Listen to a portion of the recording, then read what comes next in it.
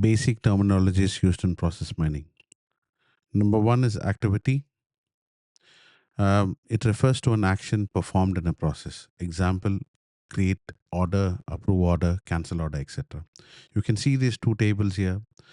Here, this column is called as an activity. It's because it's an activity performed by this user, like create order, change order, approve order, etc.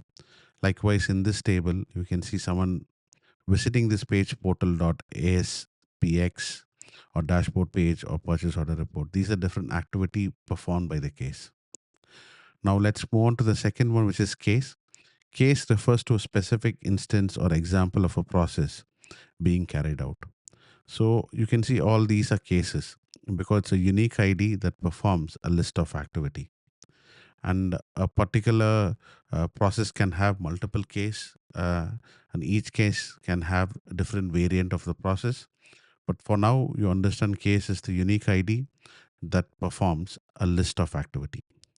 Now let's move on to events. Event is nothing but an activity performed at a certain time by a certain case. Like for example, this case has performed this activity at this time. So there are multiple cases, I mean, events here. Like, this whole thing is called different events.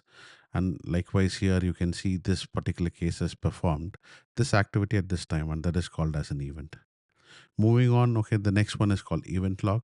This whole log of events is called an event log. Likewise, here, the whole log of event is called an event log. And that's how event log is defined. So now moving on, let's understand what is edge and connectors. To understand it, you can see these are different activities in a process.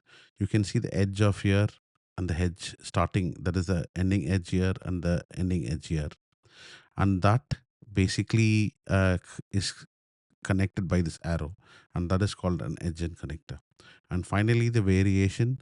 Variation, you can see this both are same process, but the same process can have different variation. Like, combine this together is put in one process here. You can see the first process is creating PO, approving the PO, invoice sent to supplier, posting goods receipt, posting invoice and payment run. Here, if you see slight variation to the process, there are two: approval of purchase order, create purchase order, approval of purchase order on level 1, and approval of purchase order on level 2. Then the invoice is sent to the supplier.